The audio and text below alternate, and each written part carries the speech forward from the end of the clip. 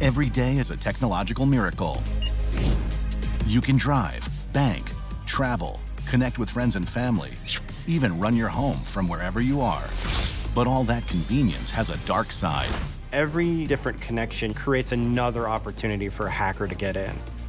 We're seeing billions and billions of dollars of loss from cybercrime.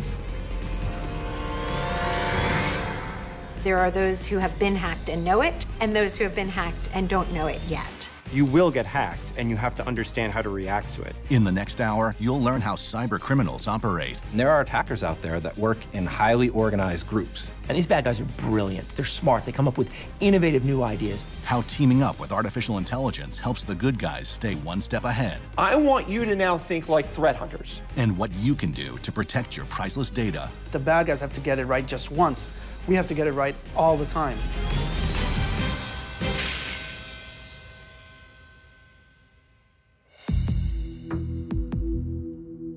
The internet was born in the late 1960s as ARPANET, a small network of government computers sharing information from opposite sides of the country. By the early 1980s, people all over America were dialing into the internet from their schools, homes, and workplaces. And it was just a few short years before it was hacked. In 1988, college student Robert Morris admitted that he created an electronic worm with the intent to penetrate research computers in a nationwide network. The first hackers were interested in exposing flaws in the early world of the internet. It was called the Morris worm, after the college student who actually developed it. In his attempts to try to gauge the size of the internet, develops one of the most replicated worms that we've seen on the internet. As he was developing it, he made a coding error. And in that coding error, it allowed the worm to replicate itself, causing computers globally to be unusable. By accident, Robert Morris's worm brought down 10% of computers connected to the internet and cost $98 million to clean up. So it was one of the largest widespread worms that the internet up to that date had ever seen. But hackers' ability to penetrate systems at banks and the government quickly caught the interest of criminals who saw a new frontier. It really was when the internet started becoming a place for businesses, a place to buy things, a place to maybe visit your bank, that crime became a thing. While robbing a bank meant exposing yourself to physical danger and risking your life, stealing money online carried almost no risk whatsoever. In the early 2000s, the scale of things were such that it could be almost ignored, meaning banks were able to kind of eat the costs if some of their customers lost money. With the added bonus that instead of robbing one branch of the bank, you could rob the entire bank at once. Cybercrime escalated quickly. I started working on identity theft and credit card fraud cases in 2002. And at the time, it seemed a significant case when we had 12 victims of identity theft or 25 credit cards that were stolen with $70,000 of loss. Now, credit cards are stolen by the millions, and we're seeing billions and billions of dollars of loss from cybercrime. Every year, the haul grows. In 2014, cybercrime cost the global economy $450 billion. That number skyrocketed to $3 trillion just 1 year later. It used to be the banks are the target. Why? Because that's where the money's at. But now there are so many types of targets out there. Being connected makes us very vulnerable. Every different connection you have in the network, be it a logical, social, or physical connection, creates another opportunity for a hacker to get in. As we've made our lives more digital, we've opened up our lives, our digital information, medical records, these things are all connected to the internet. And there are attackers out there that work in highly organized groups that are well-funded, that are working together so that they can steal that information, sell it, and make money. This is the essence of modern cybercrime. The 2017 breach of a major credit reporting agency compromised the data of over 143 million Americans. Criminals stole social security numbers, birth dates, and more. And today's cybercriminals have moved beyond simply stealing money or data. We've seen a significant increase in ransomware attacks, where essentially hackers are taking the data on a computer and locking up that data by encrypting it and requiring the user to pay a ransom. In the summer of 2017, the WannaCry ransomware held computers hostage in businesses large and small in 150 countries. So here we have a computer with WannaCry on it, and this is the file that was downloaded. So now if I click on it, and you're getting a warning on your desktop that files are being encrypted, So now we have actually the WannaCry interface that's saying payment is due within the next 3 days, and they're actually asking here for $300 worth of Bitcoin, and you have to pay them in a certain period of time, otherwise the price will go up, and in 7 days the data will be completely destroyed. At this point, all the files on this computer are encrypted and I can't touch them unless I pay them the money.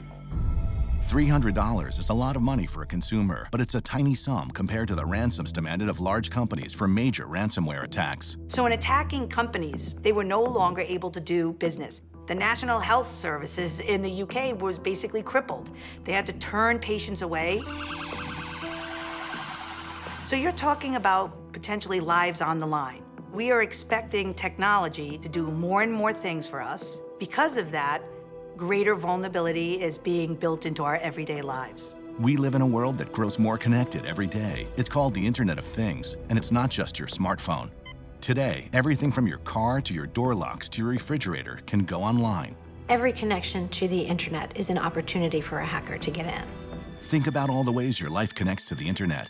In the year 2015, there were about 15 billion connected devices worldwide. That's 2 devices for every person on the planet.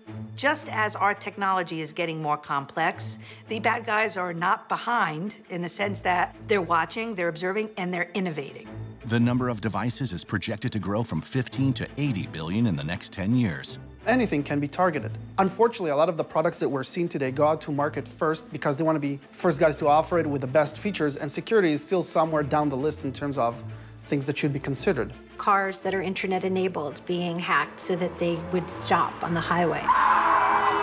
Webcams that are being turned on for spying purposes. Baby monitors where the cybercriminals could speak to the children in their rooms. There was an incident of an attack on an internet-enabled toilet in Japan, where the toilet was then doing surprising things because it had been hacked. Hackers can even turn your devices into weapons without you knowing it. Once that happens, your device becomes what's known as a zombie. There were a number of internet-enabled devices in the United States that were operating under the default password that were taken over and become what's called zombie computers, which were used to inject significant flow of clutter, of traffic to block other networks. They call the computers the zombies. Those that are unwittingly, their devices are now becoming weaponized in a way to pull down websites.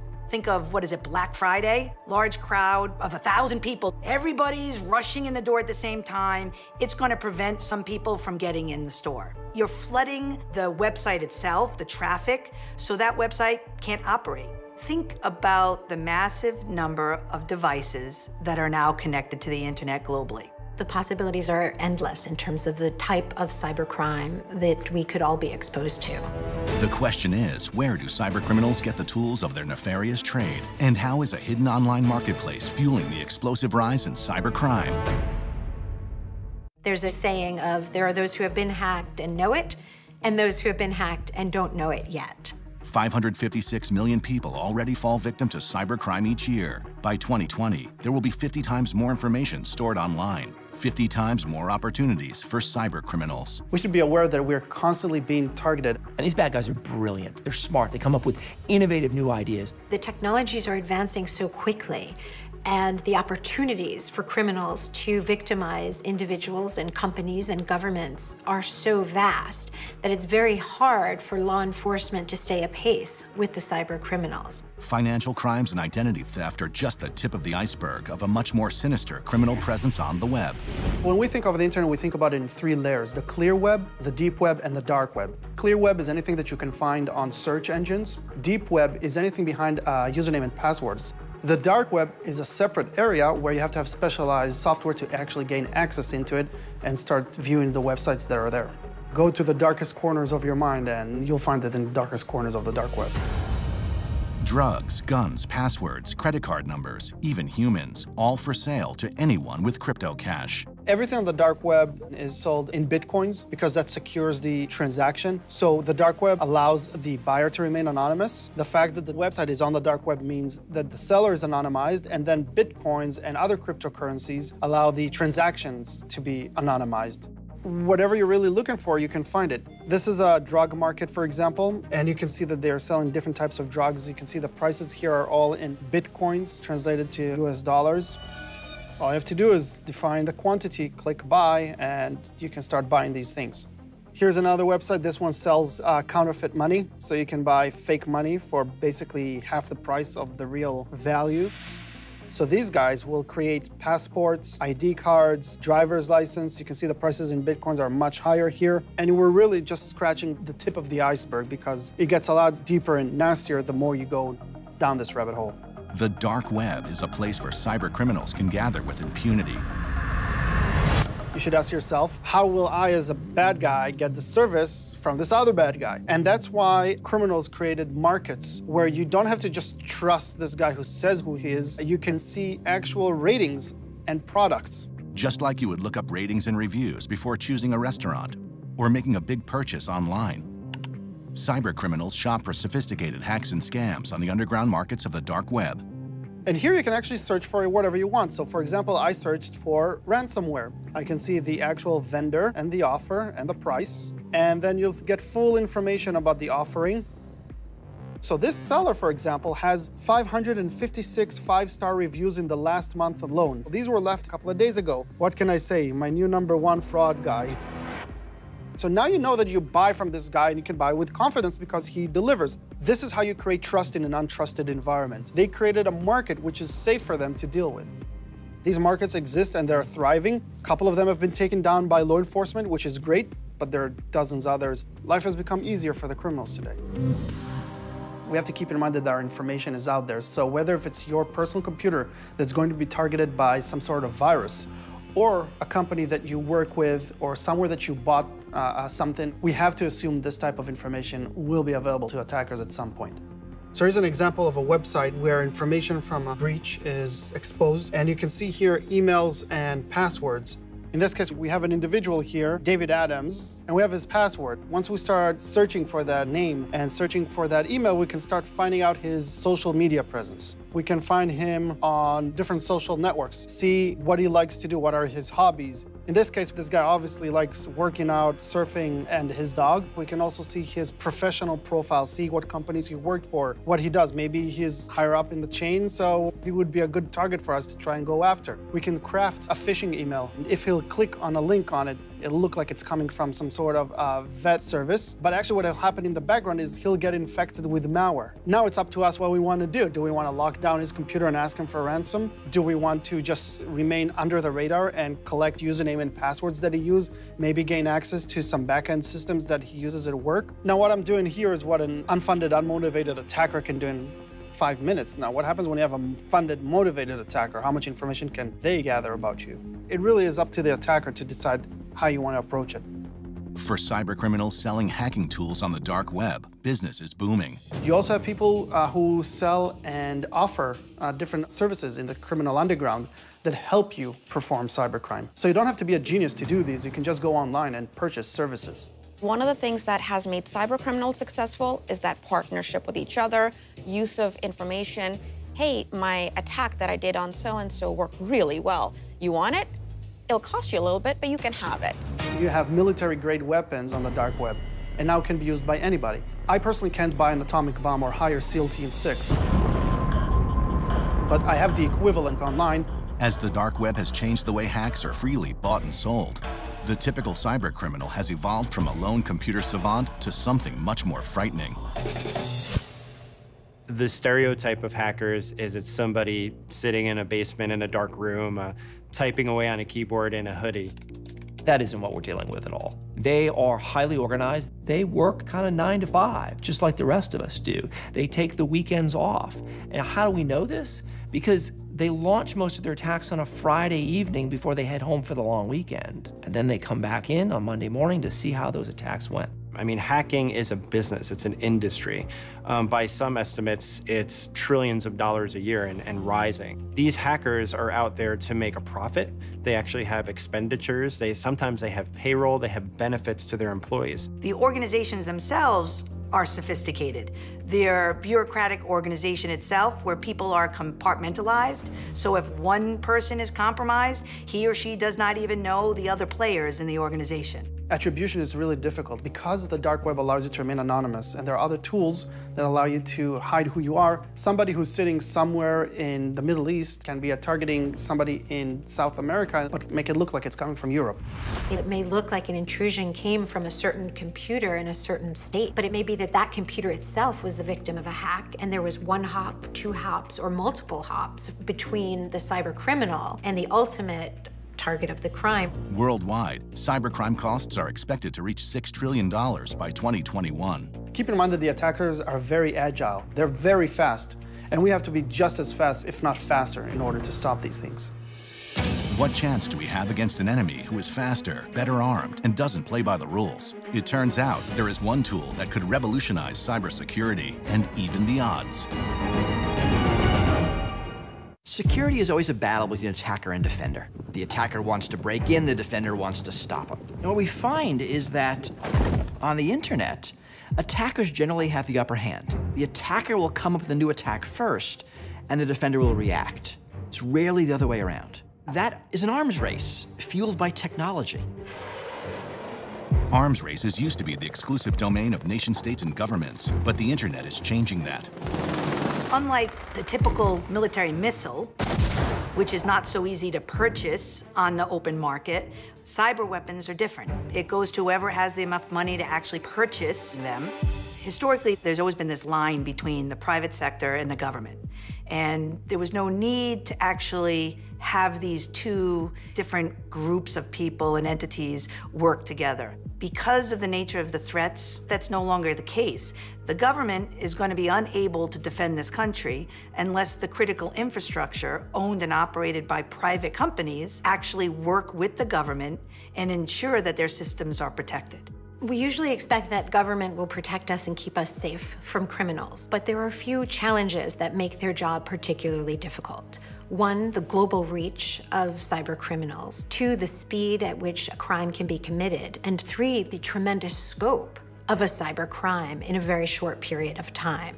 When we talk about cybercrime and the technologies, much of the defenses lie in the hands of the private sector. The evolving threat means companies are now on the front lines of the war on cybercrime. It's really kind of this warfare mindset that we have to take, where it's a battle we're always going to be fighting.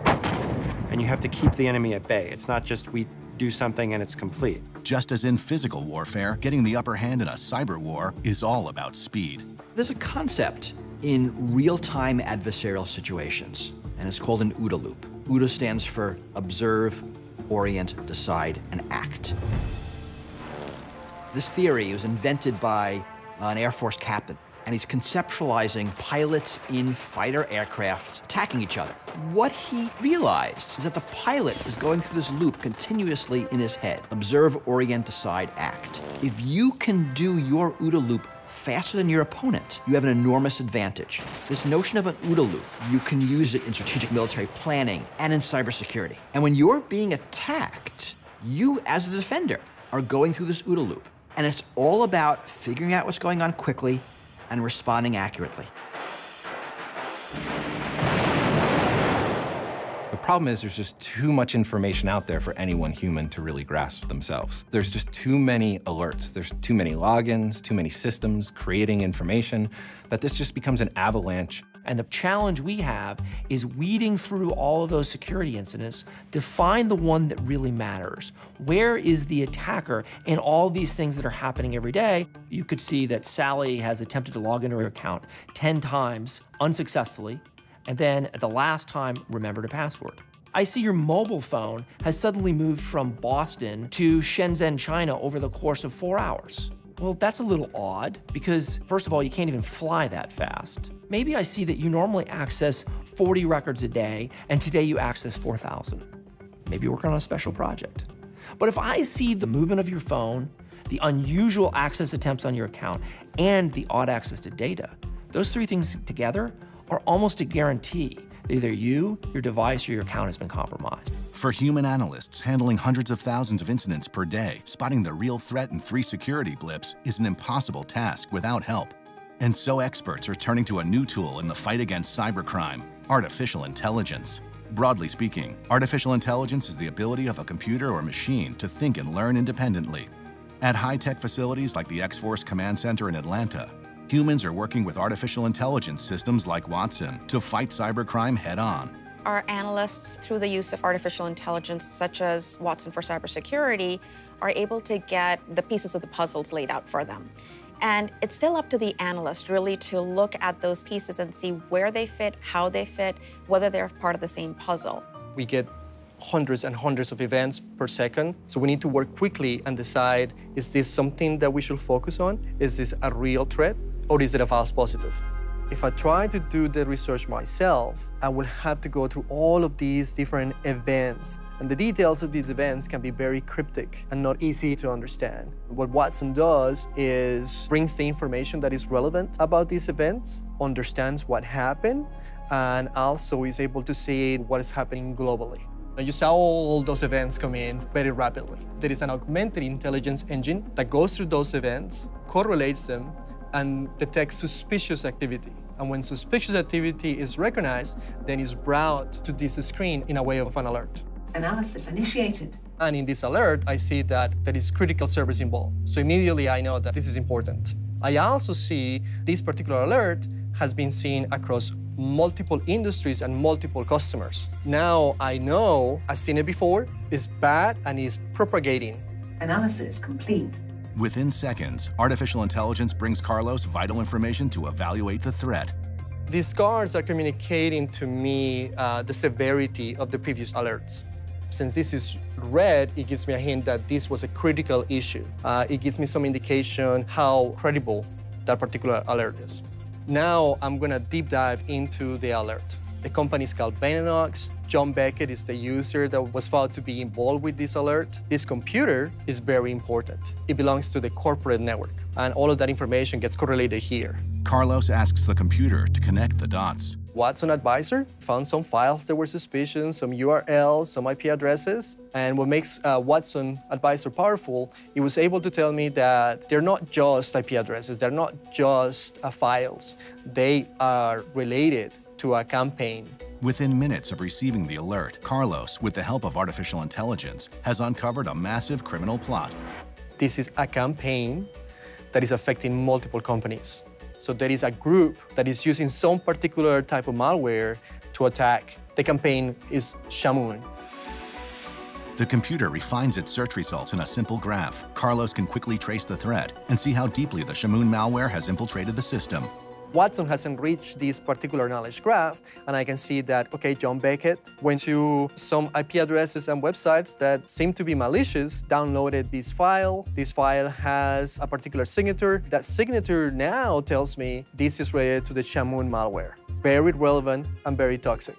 An analyst can spend a couple of hours doing research on something like this that Watson can bring in just a couple of minutes. And that increases our efficiency so much. With artificial intelligence, we have access to information that we exchange with each other, and that enhances our ability to get ahead of the threats. And in other cases, when bad things do happen, work together to make sure that we are able to address it faster. Artificial intelligence systems like Watson process data at superhuman speeds. In the time it takes Carlos to enter his search terms, Watson can read hundreds of thousands of articles and share what it's learned. Watson allows the security analyst to ask the Watson machine to actually elaborate on a security alert that they're trying to investigate to see what Watson knows about it. So very, very quickly, all of that data will be available at the fingertips of the analyst. It's important to know that Watson doesn't replace the human. Watson is an assistant. This is an era of man and machine working together. But before man and machine can defeat cybercriminals, AI must learn to think like a human. Can AI's learning keep pace with the emerging threats, or will it be left behind? Cybersecurity specialists around the world are waging a new kind of war, one in which the old ways of securing data are obsolete. The attackers are evolving their tools. The malware that they deploy, the attacks that they use are constantly changing. In fact, they might be morphing every single second. I can't tell you how many times I walk into a customer and they're showing me this great, virtual moat they've built. It's 40 feet wide, it's 80 feet deep. We even spent extra money, Caleb, on the alligators. Well, that's great, until somebody shows up with a canoe. In this era of rapidly evolving threats, there are actually two enemies: cybercriminals and information overload. If you understand the role of the cybersecurity analyst, they look at thousands, hundreds of thousands of security alerts. They sift through them looking for false positives and really looking for the alert that needs to be acted upon. These cybersecurity analysts are looking for every possible assistance to get to the incident that is concerning, the incident that needs a response. For human analysts, keeping up with the barrage of alerts was impossible until the dawn of cognitive computing, also known as artificial intelligence. What cognitive computing does is complement the areas where humans are really bad at. And what humans are bad at are really processing information, especially large amounts of information. The human brain is remarkable, but it didn't evolve to process massive amounts of digital information in an instant. Watson Advisor, which we have at IBM, can go through upwards of 700,000 blogs and articles about the cybersecurity industry, extract that into structured data and process it and make a recommendation to an analyst on what they should look at. But before AI can join the fight against hackers, it has to learn the language of cybercrime, a shadowy dialect filled with slang, inside jokes, and confusing jargon. If you consider the jargon used in the cybersecurity domain, you'll hear the term honeypot, and it doesn't mean a jar of honey as we might know it. So you've got to teach Watson what that term means in the cybersecurity context. Training artificial intelligence is a complex process that requires lots of human intervention to get right. So you can think of Watson just like a child. When you're teaching a child a language, you don't directly start off with Shakespearean vocabulary. You just start off with a limited set of information. Similarly, you start off with a limited set of information for Watson. And this is what gives context for Watson to learn further. We give it examples, and by associative learning, it automatically learns. Researchers comb the web for cybersecurity materials to feed the AI. Then they set to work teaching it what the words mean. We're teaching Watson to read this blog post and make sense of it so that it can be of use for other analysts later at some point. We definitely guide Watson in order for it to be able to firstly recognize the language that we speak in. Then it has to process that language because Watson is just a machine. And after it processes the language, it has to understand or make connections. And that is truly its cognitive capability. Those connections are really important because there is just a plethora of information out there in the internet, which not everyone has access to and not everyone can process and assimilate in a quick span of time. Giving the artificial intelligence this context is key to its cognitive capability. Next, Preeti teaches it how words relate to each other. We are using ransomware, which is a common security term. We are indicating to Watson to understand that, okay, whenever I see this word called ransomware, it means I have to associate with malware. Training like this helps artificial intelligence bring structure to the otherwise shapeless information of the internet. Instead of returning all the information the internet has about a particular threat, AI can bring an analyst only the information he or she needs. As and when it processes these millions of documents, at one point we stop the hand-holding and let Watson try and learn on its own, make educated guesses, and come up with these kinds of vocabulary for unseen documents. So this is how it learns and it applies.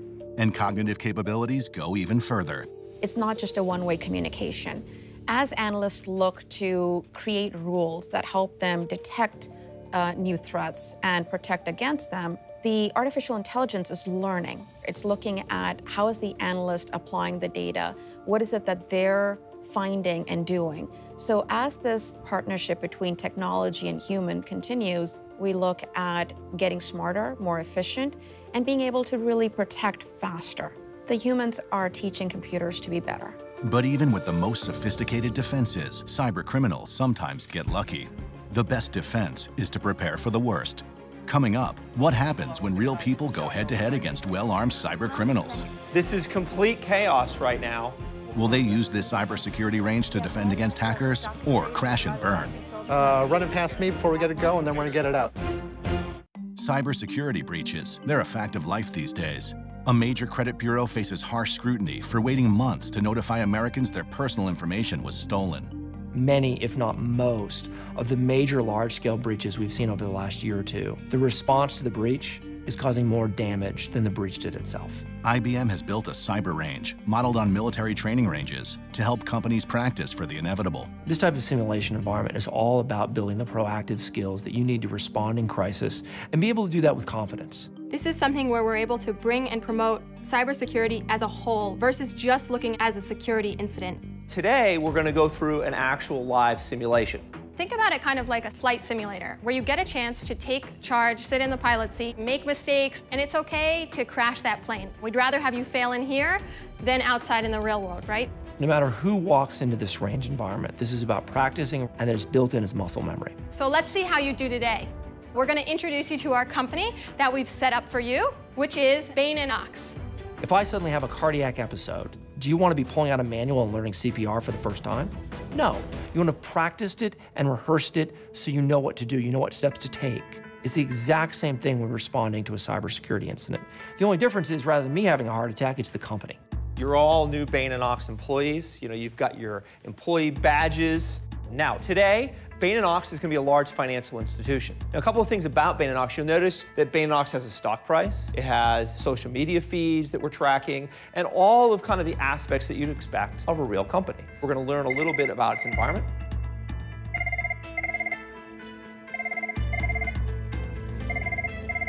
Oh, we got a phone call. You just hit the white button and answer that? You see this every time. The phone rings, people lean back in their chairs. This is Quanta Communications. Hey, this is Mike over at the Bain & Knox trading desk. We're having some problems with our computers. It's asking for Bitcoin, and we can't do any money transfers. We need some help. When you put someone into a crisis situation, you need to act, you need to respond. In fact, one of the worst things you can do is nothing. That can be the most deadly thing you do. Oh, that's bad. Yeah, you're telling me we can't make any money transfers. What can you do to help me? I don't know. Let's see. In graduate school and business schools all across the country, we have taught people to be slow and deliberate in their decision-making, to make decisions with data, build a consensus. These are about the worst things you can possibly do when you're being breached. You need to make decisions quickly and decisively. Hi, hold on one second. Hi, this is Josh over in IT. How you doing? I'm doing pretty good, man, except all of our computers have been hit with ransomware. We're probably losing millions of dollars every minute. All right, we're going to work on it from this end. Just keep them off, and I will let you know immediately as soon as we get this resolved, okay? Yeah, we've been looking at it. I have a ping. Legal department. Yes, my name is Spencer Chambliss with Patent Finance. Who am I speaking with? Hi, yes, this is Kathy from Legal. Can I help you? First thing I'm going to need you to do is take that computer off the network. Can you do that for me? Hello, this is Encone HR. This is Matt from HR here in New York. Well, at this point, there's no information for me to tell you. There's an awful lot going on right now. I think I've been hearing a little bit something here down the hall. This is complete chaos right now. Except there's one group that leans in. And we were trying to figure out why is this? And also, we noticed that when they respond, they do an incredibly good job. Which one of you is going to take charge of this situation?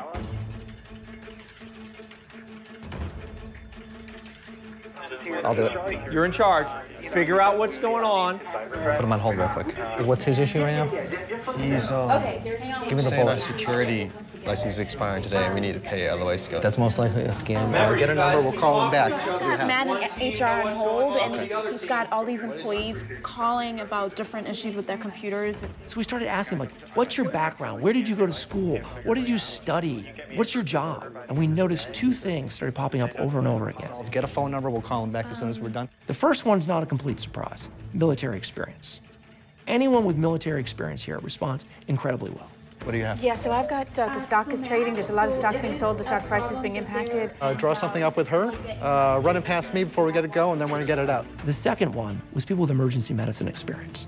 Because if you think about it, those are two roles where you have to make decisions in a hurry with limited information. And you have to do that comfortably and being willing to fall back on those decisions. Disconnect him. That's it. He's all done. All right, so what was that like? chaotic. A little bit chaotic. Part of the reason why we do that is to get you used to working in crisis. One of the things we notice in these types of environments is identifying who's in charge, getting that leadership model in place. So Josiah, I'm curious, what is your background? Well, I served 8 years at Fort Sam Houston, 232nd Medical Battalion. Well done, thank you. What does a firefighter do all day? They don't put out fires. They practice and rehearse. So when they are presented with that situation, they know how to respond. And that type of muscle memory is what we have to build into our responders. Sophisticated, damaging attacks like the one in this simulation are on the rise. Will there be enough cybersecurity warriors to repel the attacks, or is a shortage in qualified personnel putting us all at risk? And coming up, what can you do to protect your personal data? According to the FBI, there were over 4,000 ransomware attacks on U.S. businesses every single day in 2016. That's a 300% increase over the year before, and the number of cyber attacks will only continue to grow. We're going to continue to see more sophisticated cyber attacks. The nature of how we use technology and what we demand from it will continue to make it more complex, leaving more vulnerabilities, and unfortunately, the bad guys will not stop innovating either. You know, just like we're evolving artificial intelligence to defend against cybercrime, so too cybercriminals will use artificial intelligence. As criminals become more sophisticated, the demand for cybersecurity professionals will surge. There'll be 2 million open, unfilled cybersecurity jobs globally by 2020. So seats in rooms like this behind me, we're gonna have difficulty filling them. We're not gonna solve this problem if we don't expand the aperture of who we're trying to bring in and recruit. It's about bringing new people into the workforce, people that maybe wanna work in these seats as more of a trade and a skill. These are skill sets you have to learn by doing, right? It's not something you can go to school for and then just get out and start applying it. It's more of a trade and that apprenticeship type mindset. And some of them may not require a college degree at all. Many of the people that I work with never went to school for cybersecurity. One of our best analysts was actually a mechanic. He had a passion of fixing things, figuring out how they work, and that's what we need. Maybe this is someone that doesn't have a traditional 4-year degree. Maybe they've spent time in the military. Maybe they've spent time working in an operations floor like this and have learned that craft through doing. So this isn't a blue collar versus white collar type of thing. This is a new collar thing. Whether you choose to join the ranks fighting cybercriminals or not, there are a few simple, powerful steps you can take to secure your own data. Everybody has a role to play in cybersecurity. So some things that can be done, ought to be done by everybody, is that you need to update all of your software, meaning there are automatic patches that are sent out. If your computer's alerting you that you're out of date, get it up to date. Because what that typically means is there's a vulnerability that an attacker could take advantage of, and they can gain access to your system. You also want to change passwords regularly and use somewhat complicated passwords that are not easy to guess. Not your children's names, not your birth date, not your anniversary date. Your bank account password for online access should not be the same as your social media password, because if one is compromised, you don't want the other to then be also likely to be compromised because your password has been revealed. And then importantly, that is not even enough. You have to make sure your antivirus software is working properly. Keep your security software and run security software up to date. This is good advice, just making sure that you have good hygiene on your system, whether it be your mobile phone, whether it be your computer at home. Basic hygiene is going to prevent 90%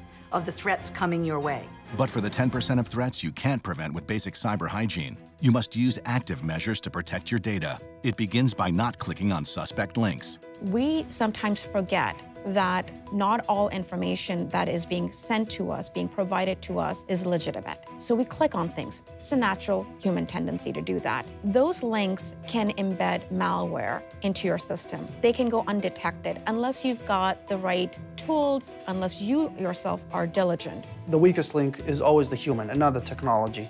It's always the person who makes the mistake. The rule of thumb is if there is a doubt, there's no doubt. If it looks mildly suspicious or you think there's something slightly wrong with an email that you got or a link or a file that you received, it's not worth the click.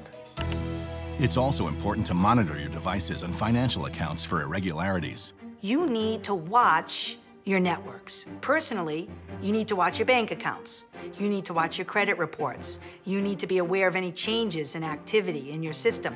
If your computer is slowing down, you need to check it out. If it is, the screen is going black and acting weird, you need to have it checked out. Passwords can be strengthened with two-factor authentication. Two-factor authentication, where to get onto one account, you might get a text, for example, on your phone to enter a code.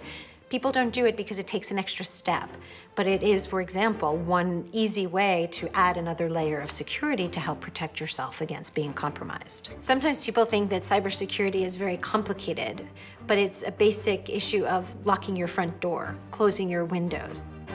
Practicing good cyber hygiene with tips like these helps the professionals in their fight too. As a defender, as someone who's helping our clients protect their own clients, that's just a very powerful thing. Like, in a way, I'm helping protect my family, helping secure the world's data, which is a very important thing to me.